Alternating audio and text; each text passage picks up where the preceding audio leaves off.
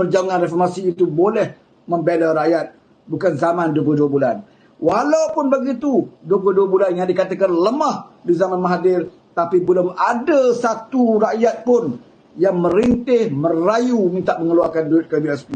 22 bulan kita je kerajaan, tak ada rakyat yang merintih dengan kerajaan nak minta duit tabungan mereka untuk dikeluarkan. Maksudnya ketika itu rakyat tidak lagi derita. Maksudnya ketika itu rakyat tidak lagi susah sehingga terpaksa merayu, merintih seperti hari ini untuk mengeluarkan duit simpanan mereka di KBSP. Ini zaman 22 bulan kita di kerajaan, walaupun dikatakan zaman DAP kawal, dikatakan zaman kerajaan hancing dan sebagainya, tetapi fakta menunjukkan 22 bulan tidak ada satu umat pun dalam negara ini yang merintih, merayu untuk mengeluarkan duit tabungan KWSP mereka. Tapi hari ini, saudara, dari zaman Muhyiddin sampai ke zaman Ismail Sabri, hari-hari orang merayu, merintih, ya, merayu, merintih untuk mengeluarkan duit tabungan mereka di dalam KWSP. Tandanya apa, saudara? Tanda rakyat dah susah sekarang ini, saudara. Tandanya rakyat dah susah sekarang ini. Tapi kapitalis terus membuat duit. Hari ini kita bercerita tentang tol, ya. Kita dah beli dah smart tag 100 lebih. Ya, memudahkan kita nak lalu tol, ya. Dalam masa yang sama dia nak perkenalkan RFID sekarang ini, ya. Satu stiker RM35, satu stiker RM35 untuk satu kereta. Kalau kita ada 2-3 kereta, kena pakai 2-3 stiker, ya. Kalau ada 2-3 kereta, kepada anak atau kepada isteri, duduk satu rumah nak ulang alik, kena ada 3 stiker nak letak untuk RFID. Kalau pakai smart tag, ya, kita boleh pindah-pindah mana-mana kereta. Kawan kita nak guna, kita bagi. Isteri kita nak guna kereta satu lagi, kita boleh bagi kalau pakai smart tag. Tetapi kenapa dia adakan stiker ini? Sebab untuk menguntungkan pembekal-pembekal ini. Kalau kamu ada 3 biji kereta, 3 biji tak pasal dipasang. Sebab stiker ini bila lekat kereta, tak boleh cabut. Tak boleh nak alih pada kereta lain. Dia akan koyak. Macam rotek punya tu. Dia akan koyak. Letak masuk kereta, kereta itu je lah. Kalau isteri kita ada kereta, nak pergi berjalan Kuala Lumpur, contoh nak buat kereta dia, kita tak boleh nak pindahkan RFID ni kepada kereta dia. Dia kena beli satu kereta lagi, dah RM35. Siapa yang buat duit ni? Kata kapitalis. Kenapa sistem smart tag ini yang dah mula diperkenalkan dulu? Orang dah beli ramai, dah beli alat 100 lebih pun alat dia. Ya, dah beli kemudian nak buang, nak dihapuskan. Nak pakai sistem baru. Saudara, ini orang yang kapitalis, orang-orang yang buat duit, terus buat duit dan rakyat terus menderita hari ini. Rakyat terus menderita hari ini. Semua sistem yang dia buat, semua dasar semuanya nak menyusahkan rakyat. Kalau zaman PH dulu masih nampak lagi kita pergi ke pasar-pasar raya, masih ada lagi. Ya, kita boleh memilih untuk beli minyak masak dalam pack. Ya, dalam pack. Boleh lagi kita nak pilih. Tapi sekarang mana ada minyak dalam plastik, dalam packing, tak ada, semua botol. Saudara. Ya. Harga ayam dikatakan telah mula turun. Turunnya harga ayam sekarang ni zaman kerajaan Tebuk Atap ini, walaupun turun, tetapi masih lagi mahal berbanding dengan zaman PH. Murah zaman ini, di zaman PH dulu, mahal lah tu. Mana kita jauh lebih murah. Menghadapi perayaan tidak ada masalah tentang harga ayam dan juga daging. Zaman PH tak ada orang menungut pun tentang bekalan ayam. Sebab menteri ketika itu, Saifullah Nasution, ya, sampai malam raya dia turun ke pasar raya, turun ke akar umi dan lihat. Ini menteri yang buat kerja.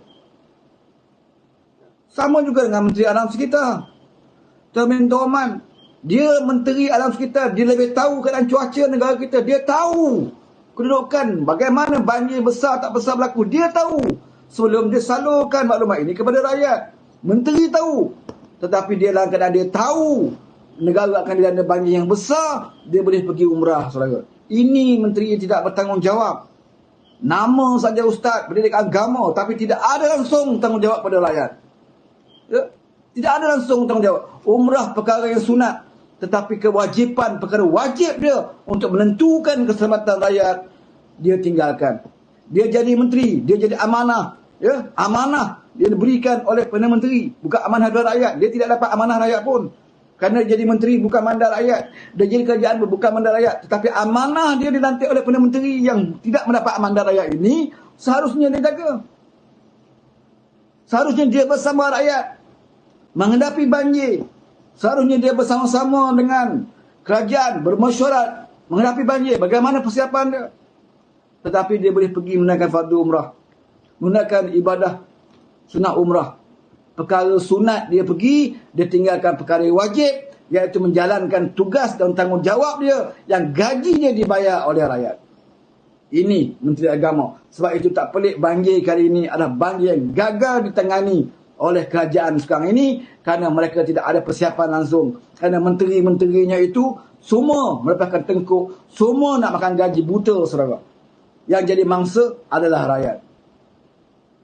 Di zaman PH dulu, kita plan 3 bulan, 4 bulan sebelum itu. Saudara boleh lihat sendiri. Ya? Kita tahu bahawa setiap hujung tahun adalah musim tengkujuh, terutamanya di Pantai Timur. Ya. Kak Wan yang menjaga Natma ketika itu, 3-4 bulan dia dah mesyuarat dah. Saya masih ingat lagi, dia datang ke Pahang ni. Dia mesyuarat. Dia panggil semua menteri besar. Dia panggil menteri besar. Dia panggil pengarah bomba, panglima tentera dan sebagainya, polis dan sebagainya, mesyuarat untuk membuat persiapan menghadapi banjir yang setiap tahun akan berlaku di hujung tahun di Pantai Timur. Ini persiapan yang dilakukan di zaman kerajaan PH. Tetapi sekarang nak lemah siapa? Ya? Masing-masing menuding jari. Ya? Tindakan pasukan keselamatan tentera lambat. Kita nak salahkan tentera tak boleh. Sebab gerakan tentera ini mesti mempunyai arahan. Mesti ada hitam putih untuk dia membuat operasi dan gerakan. Tetapi kalau tidak menerima arahan, dia tidak boleh pandai-pandai. Itu pun adalah satu kumpulan tentera pegawai mana yang terpaksa langgar juga arahan. Kenapa? Tak sanggup melihat. 1 hari, 2 hari orang duduk atas-atap bumbung, tak ada orang nak selamatkan. Ya. Begitu juga berlaku di kawasan saya di sini, Paya Besar, di Pancing. 1 malam orang tak boleh nak keluar, terkepung. Sedangkan kawasan Pancing itu berhampiran dengan kem Batu 10 Kuantan. Berhampiran dengan kem tentera Batu 10 Kuantan. Bawah Parlimen Najib. UDM situ, tentera darat kat situ. Regimen Askar Melayu ada kat situ.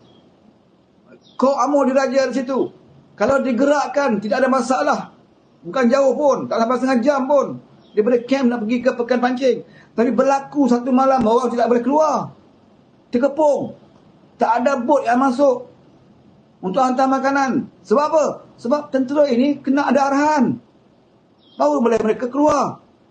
Kalau tidak ada arahan, berlaku apa-apa kemalangan kepada jiwa sama ada mangsa ataupun pasukan tentera itu sendiri, siapa nak jawab? Sebab itu ada arahan. Sebab itu saya katakan tak ada persiapan, tak ada persediaan pun untuk menghadapi banjir ini. Ya? Bagaimana nak ada persiapan kalau dah menteri dia pun boleh bawa family pergi umrah? Tak peduli kenapa berlaku pada rakyat. Balik-balik kena kuarantin lagi. Ya? Alasan COVID. Tak boleh. Habis kuarantin, banjir pun dah surut. Gaji makan. Ini saya katakan bahawa Premier PAS yang menjadi Menteri Alam Sekitar ini sungguh tidak bertanggungjawab. Ya. Dia akan berjawab nanti dengan Allah Subhanahu Wa Taala, dengan amanah yang diberikan kepada dia, dan dia cuai sehingga akan berapa ramai kes kematian berlaku dalam banjir kali ini. Belum kita lagi harta kerosakan, harta benda. Ya, mengambil nyawa-nyawa yang terkorban dalam masa banjir ini kerana kecuaian kita, kerana kita sebagai kerajaan yang tidak lagi menjaga keselamatan rakyat, mengakibatkan ramai yang terkorban, saudara. Ya. Bila dah banjir pun masing-masing kena bawa diri sendiri. Rakyat bantu rakyat, NGO bantu, ya? Banyak pertubuhan yang bantu. Dan dalam masa banjir inilah kita melihat bahawa rakyat-rakyat di akar umbi ini boleh bersatu padu sebenarnya. Tiada isu pun Melayu Cina yang selalu dimainkan oleh parti politik. Main sentimen kaum dan agama. Rupanya bila Tuhan turunkan bala bencana ini, musibah ini kepada negara kita, untuk menjadi pengajaran kepada kita supaya kita bermuhasabah bahawa dalam Malaysia ini sebenarnya tidak ada masalah perkauman pun. Kita lihat sendiri berlaku je banjir, orang Melayu mencuci kedai dan rumah orang Cina. Orang Cina, NGO Cina mencuci rumah kampung-kampung Melayu. Ini berlaku di kawasan saya, di Pancing, di Sungai Lembing. Ya. NGO Cina mencuci rumah orang Melayu. Ya. NGO Melayu juga mencuci rumah di pekan-pekan kawasan Cina. Tidak ada masalah perkauman pun. Boleh kita bersatu sebenarnya. Tetapi yang merosakkan perkauman ini, sentimen ini, selalu dimainkan oleh orang-orang parti politik kerana mereka nak mendapat sokongan dan meraih sokongan. Bila tiba waktu pilihan raya, mereka pergi ke tempat Cina main isu perkauman. Tiba waktu pilihan raya, akan pergi ke kawasan Melayu main isu perkauman. Tapi bila rakyat ini susah, kita sama-sama berganding bahu. Sebab itu saya nak bagi tahu kepada kita rakyat di bawah ini, banjir besar kali ini jadikan satu pengajaran yang juga muhasabah supaya kita berfikir yang sebenarnya ada masalah perkauman pun dalam negara ini. Kita boleh bersatu padu. Yang merosakkannya itu ada orang-orang politik yang ingin mencari ya, untuk kepentingan diri masing-masing. Jadi orang ini dalam PIU 16 tentukan puak-puak ini jangan dibenarkan sama sekali untuk menjadi wakil rakyat kita, apatah lagi untuk menjadi kerajaan. Inilah perosak dia. Inilah yang mecah belahkan kita. Ya. Dulu kita pernah dengar macam-macam. Suatu kita jadi kerajaan PH, ya. Buy Muslim first. BIMF kononnya. Sekarang mana ada? Tak ada. Kes Adib selesai sekarang? Tak selesai. Ya, macam-macam. Pemadu mabuk selesai. Tambah banyak lagi ada. Dulu masa zaman PH, sajat. Kes sajat tu pun. Ya. Sajat tu pun masa zaman PH. Oh, dia hentam kita. Kerajaan PH ini pro LGBT. Kerajaan PH membela sajat dan sebagainya. Macam-macam. Dia, kes sajat ini bukan kes melibatkan rakyat pun. Ya. Berapa bilion sajat ambil duit rakyat ni. Ya. Tapi dijadikan isu waktu itu. Hantam mujahid. Oh, ini pro LGBT. Oh, memberikan selalu menyokong sajat dan sebagainya. Zaman PH dulu sajat pakai telkom pergi umrah. Oh, jadi isu besar oleh pimpin PAS. Seolah sajat pakai telkom ini maka rakyat menderita. Seolah sajat pakai telkom ini menjadikan berbilion-bilion duit rakyat akan hilang. Jadi isu besar, saudara. Ya? Pada isu itu isu peribadi. Isu itu adalah isu satu orang manusia yang perlu diberikan bimbingan. Ya? Bukan dikecam sedemikian rupa. Di zaman PH, pakai telkom dia pun pergi ke Mekah. Isu besar. Oh, keluar harakah, keluar ini macam seolah sajak ini seperti Johlo. Ya? Seolah sajak ini seperti Najib lah. Ya? Masuk akaun berbelian duit, merosakkan negara. Ini jadi isu besar. Ha? Tapi bila bawah kerajaan mereka, sajat bukan saja tak pakai telkom. Malah sajat keluar dalam YouTube, pakai bikini. Sampai ke peringkat sajat membuat live dia. Menyatakan cita-cita dia untuk nak keluar Islam. Sebab apa? Sebab tekanan yang diterima kat waktu itu. Memburu sajat. Satu kes mahkamah pun sajat tak hadir. Ya? Tidak hadir pun mahkamah. Tapi diburu seolah memburu seorang penyelaya. Sampai keluar kenyataan, kita akan buru sajat sampai ke Lubang Cacing.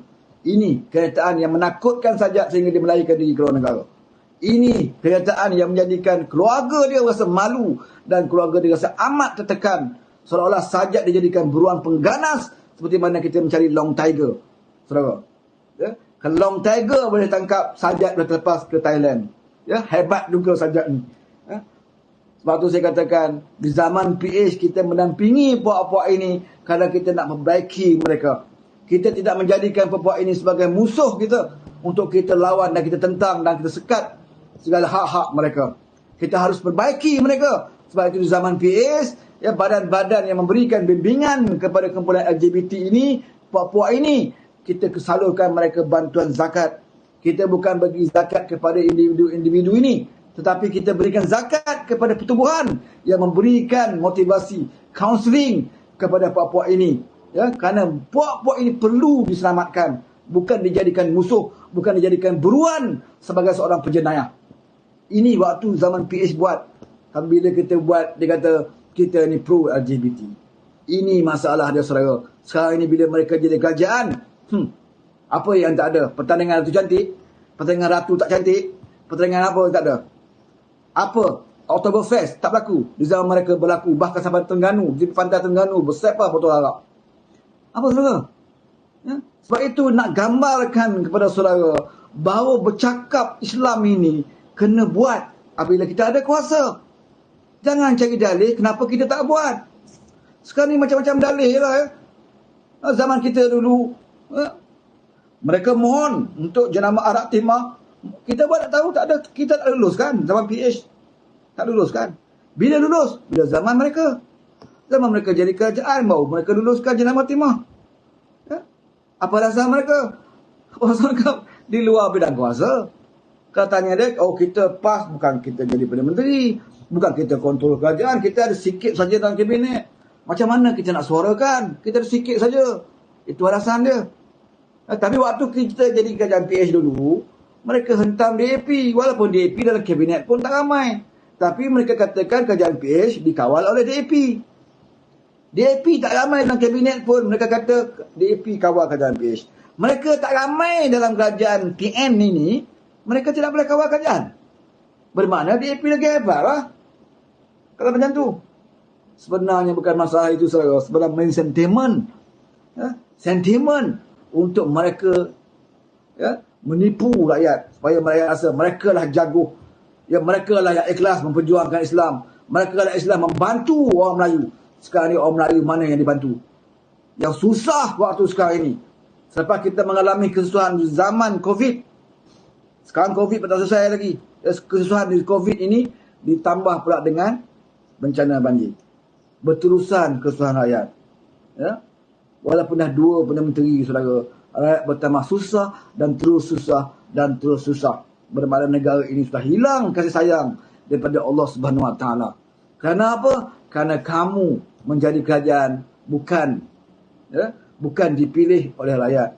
Ya, kerajaan yang ada ini bukan orang yang layak dan tidak mengangkat orang yang tidak layak menjadi pemimpin. Ya, maka tidak ada keberkatan bagi negara ini. Tidak meletakkan sesuatu pada tempatnya. Ini yang dimaksudkan. Yang Islam kata, apabila tidak meletakkan sesuatu pada tempatnya, itu adalah kezaliman. Ya. Makna zalim itu adalah meletakkan sesuatu bukan pada tempatnya. Bermakna kerajaan hari ini menjadi kerajaan, kita letakkan kerajaan hari ini menjadi kerajaan bukan pada tempatnya, kerana dia tidak pernah direstui, ya, dan diberikan kepercayaan oleh rakyat. Mereka dah bagi kerajaan hasil daripada pengkhianatan, bersekongkol dengan pengkhianatan, maka mereka menjadi kerajaan. Sebab itulah tidak ada satu pun perkara yang kita lihat boleh menyenangkan hati kita. Ya, kecuali hari umumkan duit dan duit. Hari ini ramai yang mengungut, ya, duit bantuan banjir. Bukan semua dapat, ramai yang tak dapat lagi. Ya. Kalau main dengan duit, saudara, kalau main dengan duit nak jadi kerajaan, senang jadi kerajaan. Tak perlu orang pandai, tak perlu orang cerdik. Ada harta, keluarkan harta, jual balak, ya, bagi rakyat duit cash. Kalau macam tu semua orang boleh jadi kerajaan. Ya? Tapi apakah ini yang kita nak banggakan dalam negara kita? Apakah ini yang kita nak banggakan? Ya? Semua yang dia buat, semua menyusahkan. Dasar yang dia buat, semua dasar yang tidak boleh memberikan kesenangan kepada rakyat. Zaman PH dulu, e-wallet RM30. Oh, dia mainkan, dia persendakan. Sekarang RM35 bayar RFID. Berapa kali kamu nak kena bayar? Berapa banyak stiker RFID kamu nak kena beli? Ya? Zaman PH itu e-wallet RM30, bukan bantuan pun. Untuk kita aktifkan e-wallet tu, kita bagi percuma RM30 untuk aktifkan. Dan sekarang ini e-wallet menjadi penting. Nak top up betul, gunakan e-wallet. Banyak jadi penting sekarang ni. Kita zaman PH yang mulakan, kita aktifkan, memperkenalkan supaya rakyat menggunakan e-wallet. Itu RM30, bukan duit bantuan. Untuk aktifkan. Dan sekarang ini, saudara, RM35 untuk menantikan smart tag. RM35 untuk satu kereta. Kalau 2 kereta, pasang lagi 1 kereta. Kalau sebelum ini, smart tag boleh gunakan banyak kereta. 10 kereta boleh guna 1 smart tag. Top up je. Tapi sekarang tidak. Lekat kat stiker, 1 kereta. Ya? Kalau rosak kereta tu kat bengkel sebulan, kamu nak pergi KL, kamu pakai kereta lain, lekat lagi kereta lain. Ni kerajaan buat. Siapa yang untung? Pemekar RFID lah. Berapa tu buat duit? Ya? Modal berapa ringgit je pun. Ya? Tapi RM35. RM35 tu. Ya, RM35. Ini yang diperkenalkan buah kerajaan Melayu Islam. Ada bim-bim pas berbunyi? Tak ada. Dia tak bunyi.